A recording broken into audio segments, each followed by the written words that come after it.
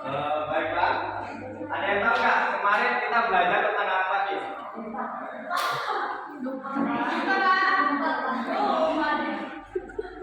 Ya, kalau misalkan lupa berarti sekarang kita memasuki materi baru yaitu tentang aliran nanti fisik. Ada yang tahu nggak apa itu aliran nanti fisik? Maaf tadi salah sebutnya. Maksudnya aliran nanti fisik. Ada yang tahu nggak? Aliran anarkisme itu adalah istilah dari istilahnya yaitu kelas adalah ciri fisik dari individu, yaitu ciri fisik bawaan dari lahir. Jadi ciri fisik bawaan dari lahir itu bermacam-macam. Ada yang berpikirnya cepat, ada juga yang berpikirnya lambat. Selain cara berpikir, materi narkisisme ini yaitu mempelajari tentang ciri fisik yang lain, bisa jadi kelainan motorik atau sulit berpikir atau sulit dalam berbicara. Nah, dalam aliran ini banyak asumsi yang mendasari aliran ini bahwasanya pada diri seseorang terdapat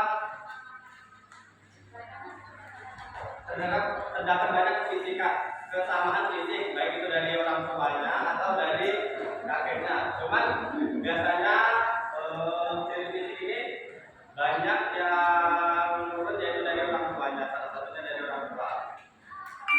Selanjutnya tokoh narkisisme. Tokoh narkisisme ini ada beberapa, yaitu yang pertama ada Agus Rosenthal, seorang psikologi kebangsaan Jerman. Aliran ini juga didukung oleh beberapa tokoh, yaitu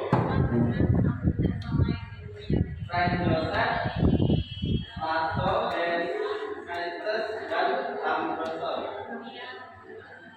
Di sini ada yang tahu nggak ciri fisik lain selain yang Bapak sebutkan tadi, selain yang berpikirnya lambat atau berpikirnya cepat, ada nggak yang bisa memberikan contoh? Jadi kan sudah tuh disebutin narkisisme ini adalah ciri fisik seseorang yang bawaan dari lahir. Biasanya itu ciri fisik dan cara berpikirnya itu ada yang lambat dan ada yang cepat. Kira-kira bisa nggak yang memberikan contoh lain?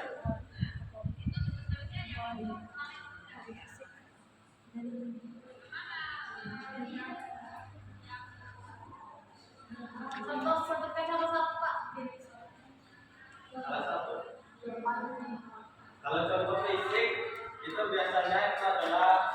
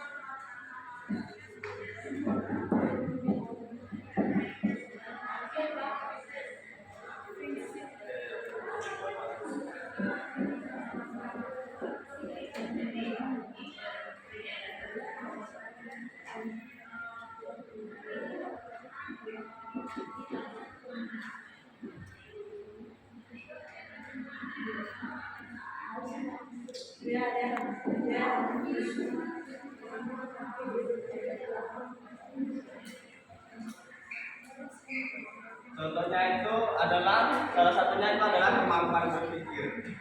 Kita kan banyak, semua orang kan memiliki perbedaan fisiknya masing-masing.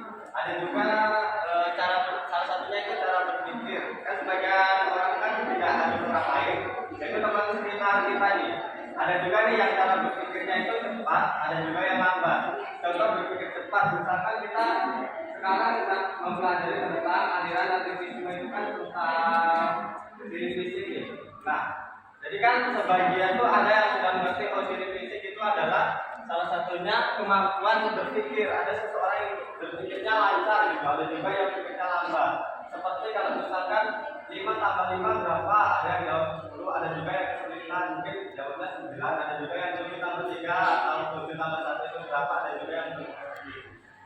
Jadi kemampuan berpikir, ya salah satu kemampuan berpikir itu ya seperti itu tadi.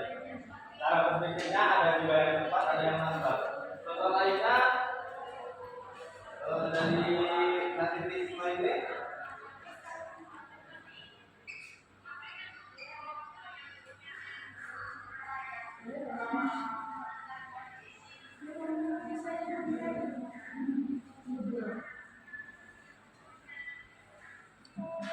yang mempengaruhi yang kedua ini adalah faktor keluarga yang mempengaruhinya.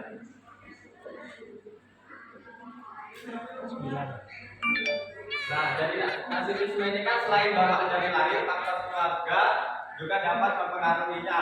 Seperti anak ini ketika dia salah lalu dimarahi. Jadi kalau misalkan di sekolah dia sering, kalau misalkan ada temannya yang tidak mau berteman sama dia atau tidak mau meminjamkan pena dengan dia, maka dia secara tidak langsung memarahi teman tersebut atau memukulnya.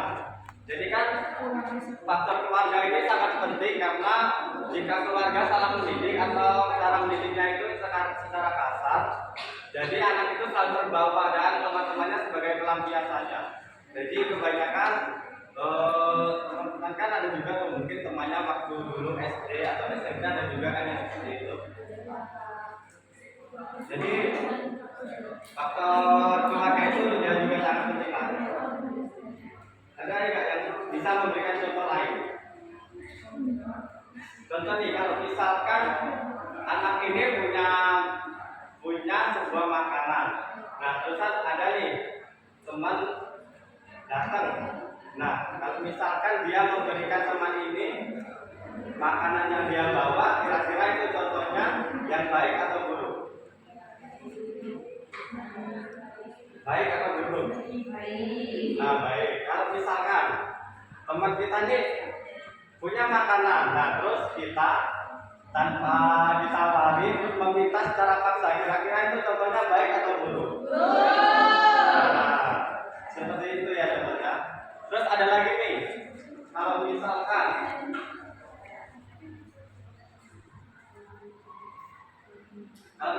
ada anak yang misalkan hari ini dia lupa tidak membawa pena misalnya. Nah, terus kita meminjam pena, terus ada teman lain yang tidak mau meminjamkan pena, itu kira-kira baik atau buruk? Nah, kita tahu nggak apa penyebab anak itu berperilaku buruk itu seperti apa contohnya? Dari yang misalkan tadi, Bapak kan sudah memberikan yang makanan tadi kan. Nah, kalau misalkan anak itu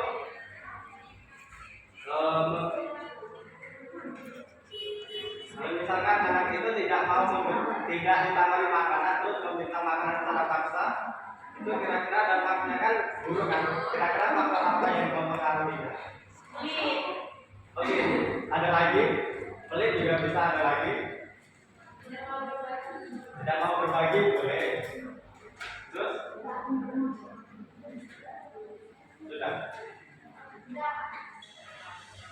Nah, itu ada lagi satu Bapak yang menambahkan, biasanya itu dari faktor keluarga, karena dia kan mungkin di keluarganya ada yang sudah diajari kalau misalkan ayahnya nih lagi makan, nah anaknya itu tidak ditawari, jadi kan anak itu mau jadi pelit sama temannya karena dia tidak pernah diajarkan sama orang tua untuk berbagi. Waduh, ini kayaknya surat semangat.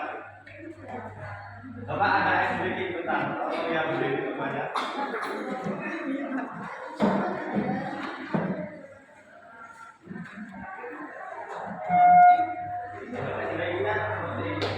Tangan ke depan, tangan ke belakang, tangan ke depan, dan digoyang-goyang. Bertepuk tangan, beberapa tangan, berputar-putar.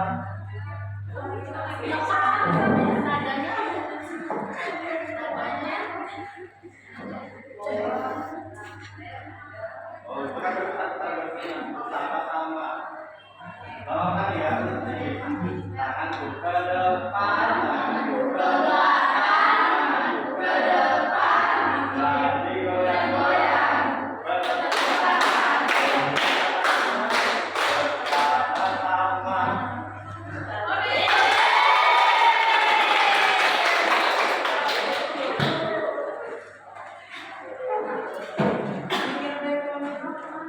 Nah, selanjutnya di sini kan ada nih beberapa selain tokoh juga ada menurut teori pendidikan. Menurut algoritma pendidikan itu diambil dari bahasa Latin yaitu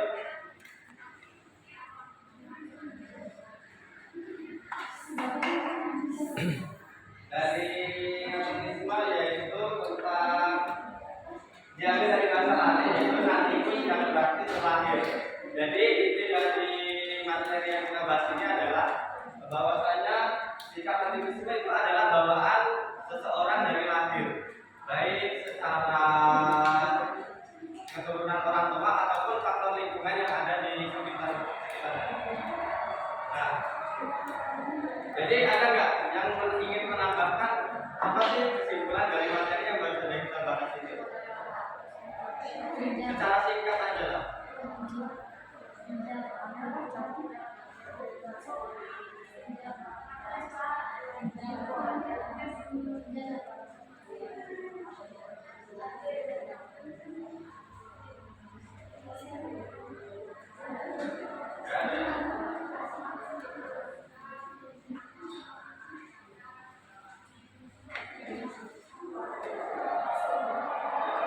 Ada nggak sih yang menjawab, ingin menjelaskan atau gimana?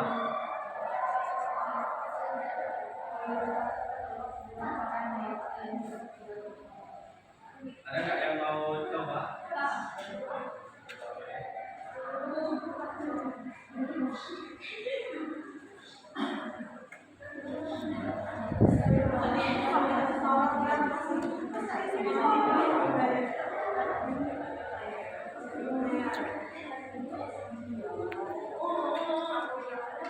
Faktor bawaan tersebut meliputi sifat-sifat fisik dan psikologis serta juga kemampuan yang dikembangkan, inteligensi dan lain-lain yang diwariskan secara genetis. Oke, jadi seperti itu ya. Karena ini sepertinya tidak ada yang bertanya. Mungkin materinya cukup sampai di situ dulu. Kita lanjutkan pertemuan selanjutnya. Sebelum kita mengakhiri belajar kita pada pagi hari ini, siapa dulu kemana kita tutup dulu pembelajaran hari ini.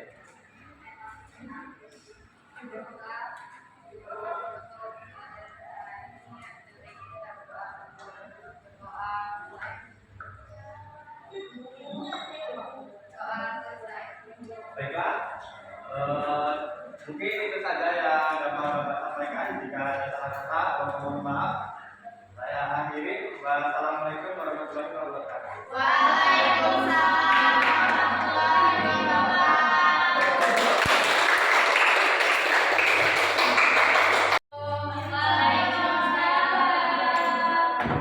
Selamat pagi.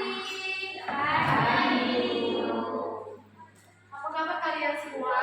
Baik. Baiklah, di sini siapa ketuanya ya? Sigit. Sigit boleh berdoa.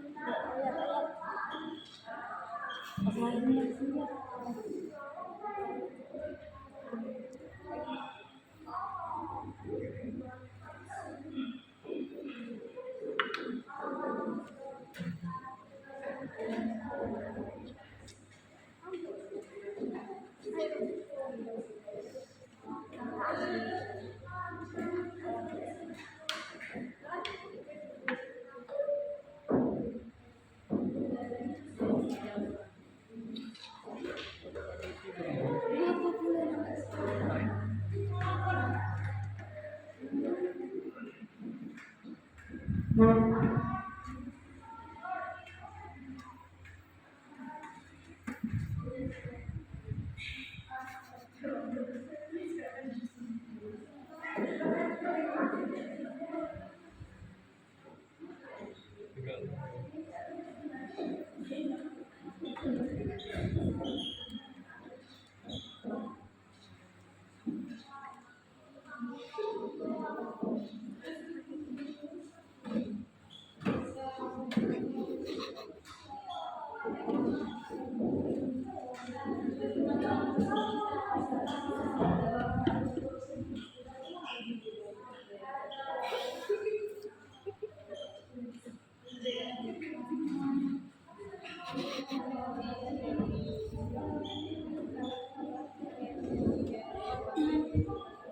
itu?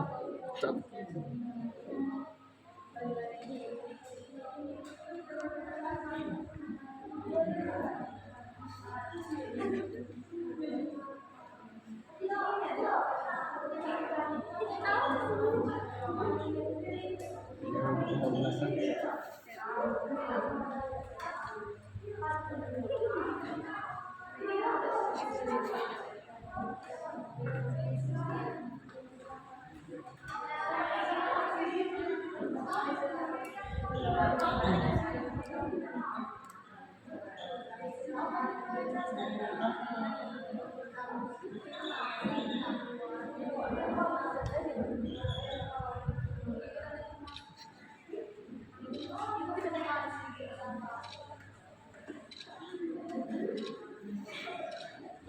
Masih banyak.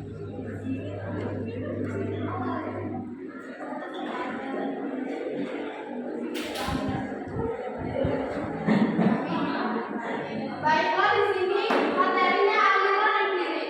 Ada yang tahu aliran empirik itu apa? Aliran empirik berasal dari kata Yunani empiria yang berarti pengalaman inderawi. Pengalaman atau pengetahuan seseorang terhadap lingkungan sekitarnya. Dan aliran ini yang menjadi pengalaman sebagai sumber pengetahuan.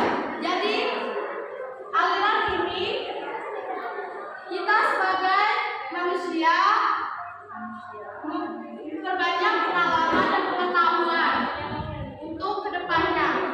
Nah, yang ketiga, aliran ini mengacu pada psikologi perilaku dan kenyataan bahwa semua individu menjalani proses pendidikan karena pengaruh eksternal. Jadi pengacuan tentang empirik ini pada psikologi perilaku. Jadi ini tentang perilaku manusia terhadap lingkungan sekitarnya dan terhadap pada proses pendidikan karena pengaruh eksternal. Nah, di sini ada tokoh-tokoh penting tentang empirik, yaitu tokoh utama aliran ini adalah ada John Locke, Brand, dan David Hadley, James Smith. Jadi ini kalian perlu dicatat ya. Jadi minggu depan kalau itu banyak, kalian bisa tahu karena ini tokoh-tokoh penting dalam pelajaran empirik. Oke? Oke. Apakah kalian sudah dicatat semua? Ya. Kalian bosan ya? Kalian mau pulang? Nanti ya, kita pulang ya. Di sini ada yang mau bertanya tentang Nina.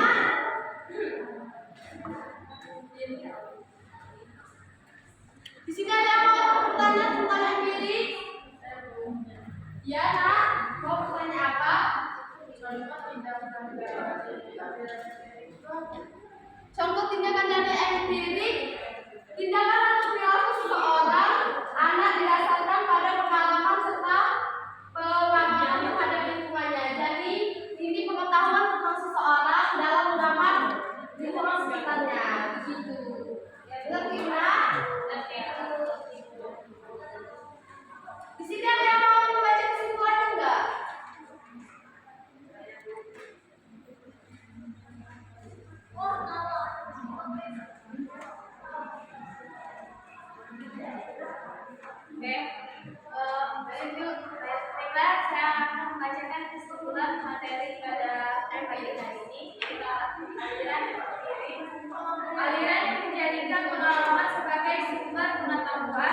mengacu pada psikologi pendidikan, psikologi perilaku dan menyatakan bahwa semua individu menjalani proses pendidikan karena pengaruh eksternal.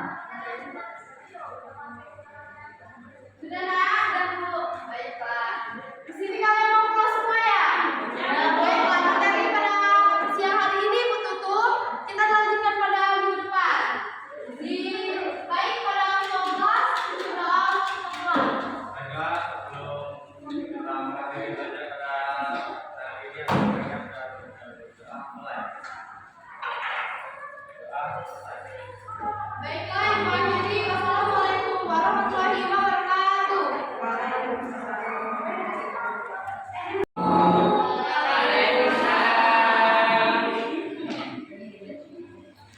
Apa kabarnya anak-anak Ibu?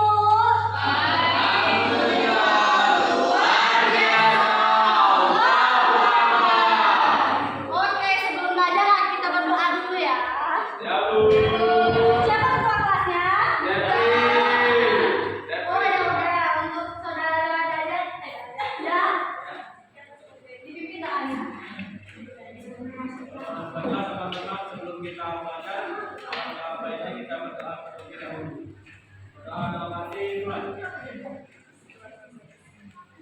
Amin. Amin.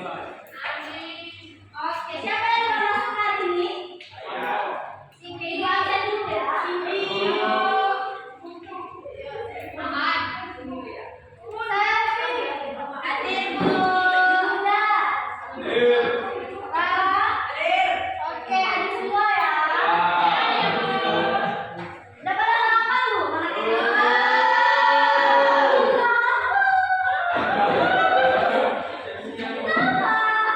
Gak punya uang. Aduh, udah pada semangat belum belajar hari ini? Belum sangat. Udah yang punya satu SD, mau nggak? Mau. Coba berdiri kan? Kita bisa berdiri.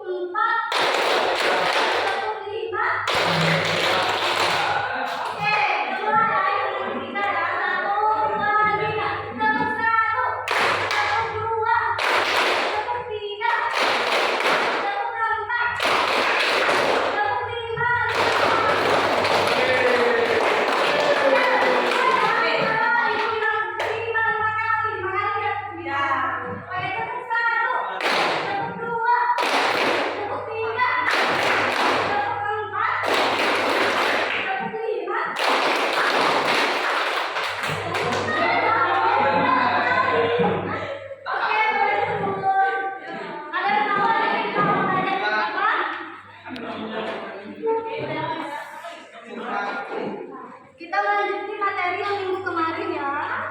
Iya, Bu.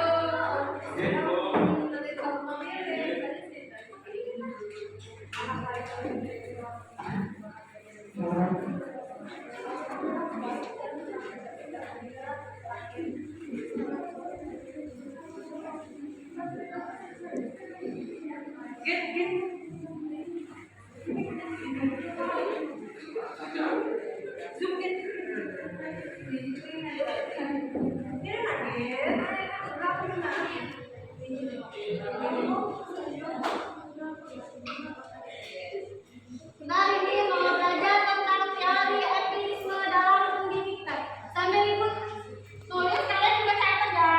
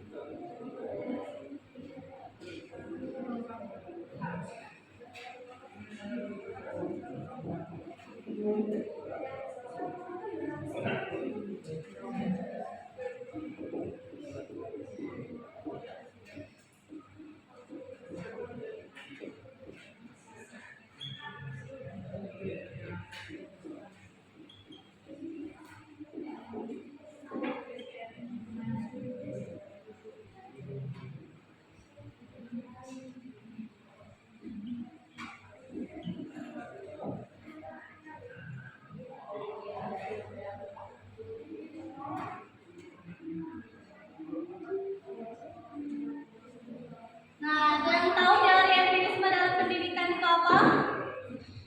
Ada yang tahu belum? Nah, teori empirisme dalam pendidikan itu bertolak belakang dengan teori nativisme yang kita belajar di minggu belakang. Karena teori ini mengabaikan teori ini mengabaikan ada pengaruh dari faktor atau potensi bakat dari bawaan orang tua. Nah, sedangkan teori empirisme dalam pendidikan ini dalam ilmu pendidikan, teori empirisme disebut dengan optimisme pedagogis. Optimisme pedagogis dari teori ini yang menganggap faktor lingkungan dan pendidikan dapat menjadikan anak berkembang sesuai dengan yang diinginkan. Tahu nggak maksudnya dari teori optimisme yang menganggap faktor lingkungan dan pendidikan dapat menjadikan anak berkembang sesuai dengan yang diinginkan itu seperti apa? Ada yang tahu? Tidak.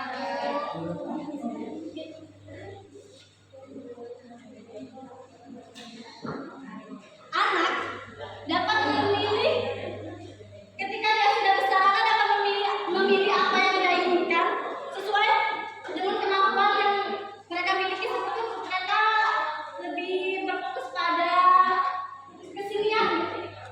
Nah, mereka bisa berfokus, bisa mengasah dan lebih fokus pada seni tersebut.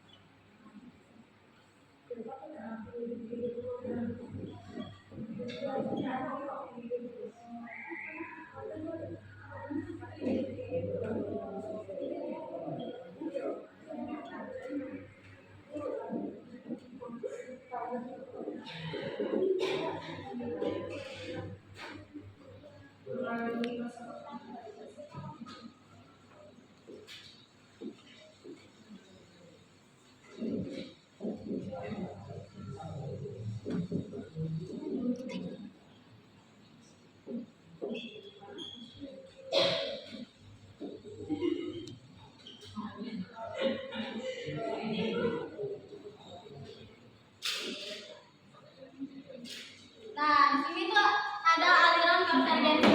Konvergensi adalah suatu aliran yang berpendapat bahwa perkembangan manusia dipengaruhi oleh interaksi dan perbandingan antara faktor hibriditas dan lingkungan. Ada yang tahu nggak apa itu faktor hibriditas? Yang perbandingan antara faktor hibriditas. Faktor hibriditas itu lebih ke apa namanya itu? Keturunan dari orang tua, kayak sifat-sifat, bentuk tubuh, bakat gitu. Ya, bentuk tubuh. Kayak misalnya rumah kita tinggi, nah itu ada kemungkinan kita juga ikut tinggi gitu. Atau orang tua kalian ada bule misalnya, karena kan biasanya kuning tuh. Nah, bisa juga rambut kalian bisa kuning dan hitam kayak orang gitu. Ada yang mau bertanya nggak? Ya. Kalau orang sini, kalau orang tua tidak ada bakat, katanya juga tidak ada bakat ya, Beb? Oh enggak, enggak. Bakat itu ya, bakat kita bisa diasah. Misal kayak ibu sebutkan tadi, misalnya kalian lebih terpacu kepada seni lukis gitu ya. Kalian bisa terus berlatih, melukis, dan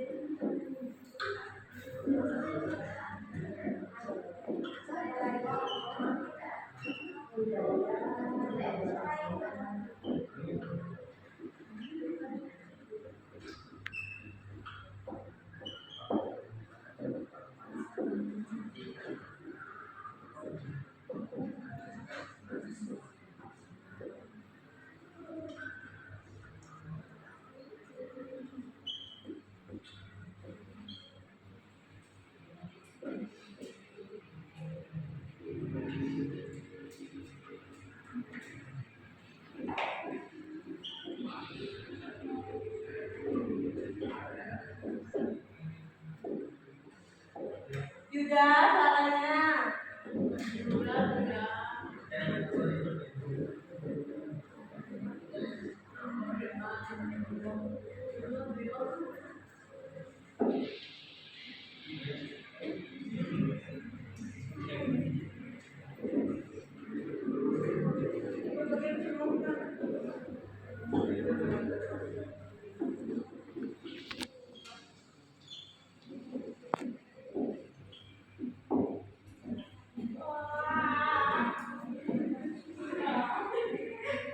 Suaranya apa itu?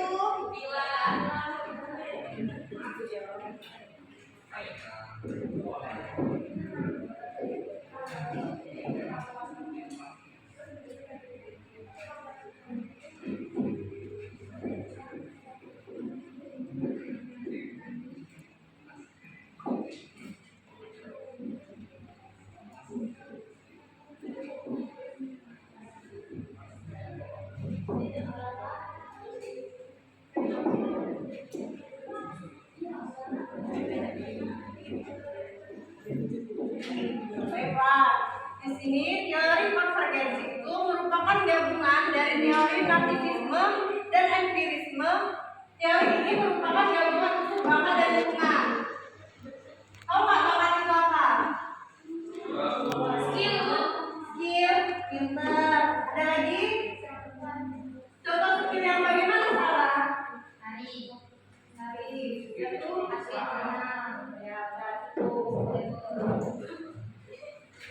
bakat bawaan tidak dapat berkembang secara optimal apabila tidak ada dukungan dari faktor lingkungan.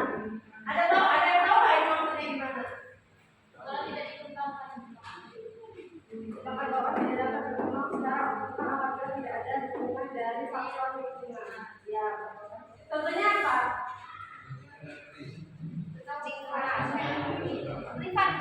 Privat. Ya kalau nari ikut nari, ikut bakat kita sapa. 100 ya buat sapa ya.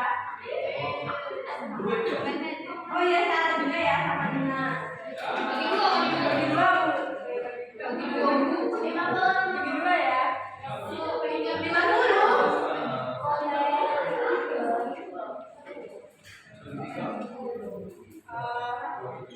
Contohnya itu misalkan yang kayak kata sapa tadi itu privat. Jadi kita itu memiliki bakat yang akan dikembangkan yang tidak ada dukungan dari masyarakat, itu sebenarnya privat ya. Privat. Ada yang privat nggak? Pernah privat apa? Sekali privat apa?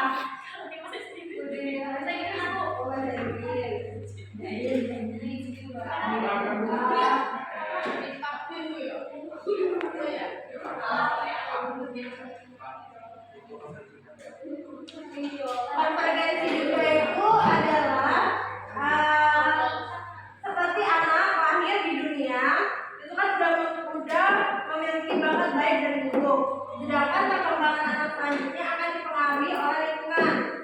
Kayak misalnya kalau bakat anak dari kecil itu kan anak bisa ngomong ya, bisa berdiri, berjalan, merangkak, itu kan bakat anak dari kecil kan, ya kan?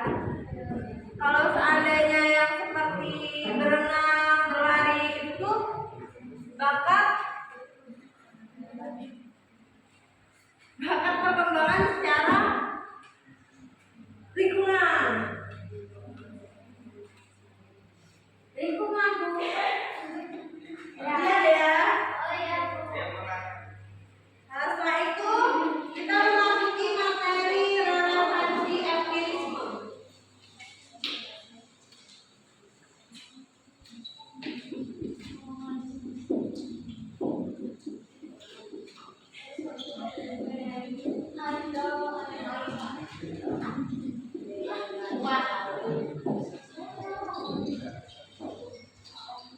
HP siapa itu?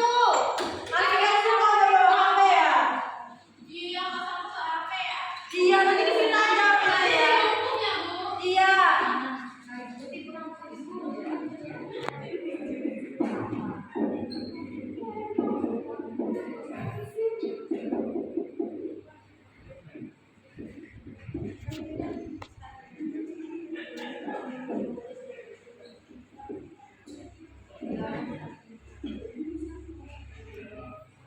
Dari yang sudah Ibu jelaskan ini, apakah ada yang ingin bertanya? Jika tidak, Ibu lanjutkan ini ya. Ya, Bu.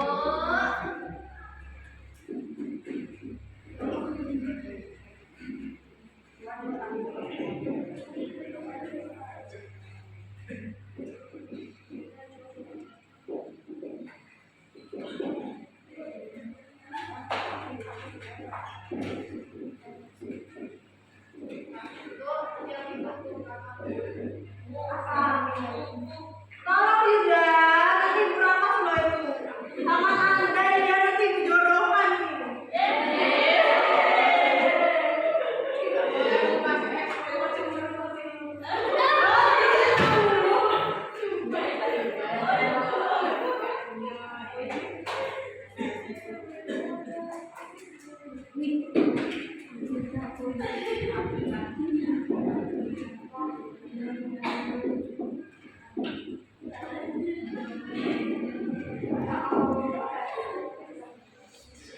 Nah, kita memasuki teori relevansi empirisme. Teori ini adalah fitrah tidak hanya mengandung kemampuan dasar pasif yang beraspek hanya pada kecerdasan semata dalam kaitannya dengan perkembangan ilmu pengetahuan, melainkan mengandung pula tabiat atau watak dan kecenderungan untuk mengacu pada pengaruh lingkungan eksternal sekalipun tidak aktif. Kalian tahu nggak misal tabiat atau watak itu gimana? Kalian tahu watak? Tahu. Watak itu ada bermacam-macam ya. Iya. Contohnya apa? Jahat. Baik.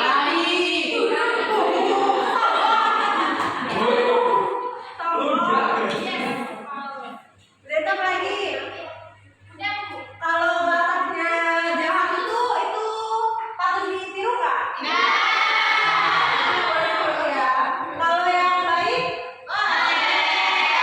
Kalau yang bilang jahat di depan baik? Ada nggak di sini yang kayak gitu?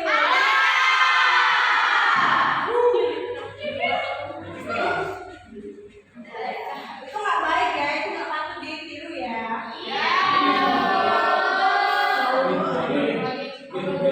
Kalau tabiat itu ada yang tahu nggak? Tabiat itu sama ya kayak watak. Cuman bedanya kalau tabiat itu dia tuh udah bawaan dari lahir. Iya. Kalau watak tuh dia tuh enggak. Kalau misalnya gini ya, watak itu kalian punya teman. Kalian tuh emang orangnya baik gitu kan misalnya. Kalian punya teman yang teman kalian itu tuh jahat misalnya. Nah, itu pasti kalian itu mau jahat juga kan sama dia gitu. Ngerti nggak kalian? Paham? Tapi kalau tabiatnya balik lagi, misal kayak tabiatnya tuh suka marah-marah gitu kan. Ada kan yang suka marah-marah kan? Nggak ada ya? Oh, semua orang baik alhamdulillah.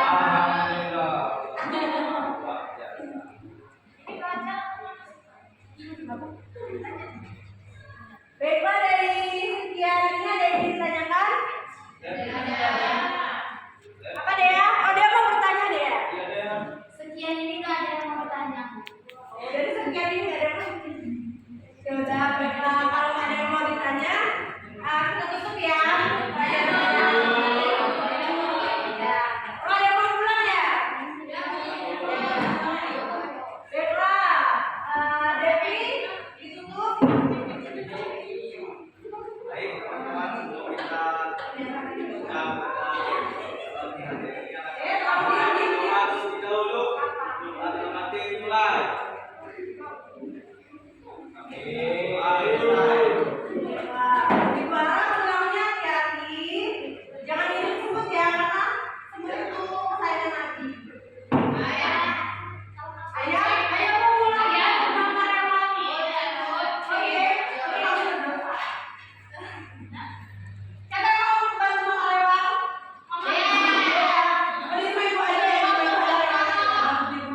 Iya.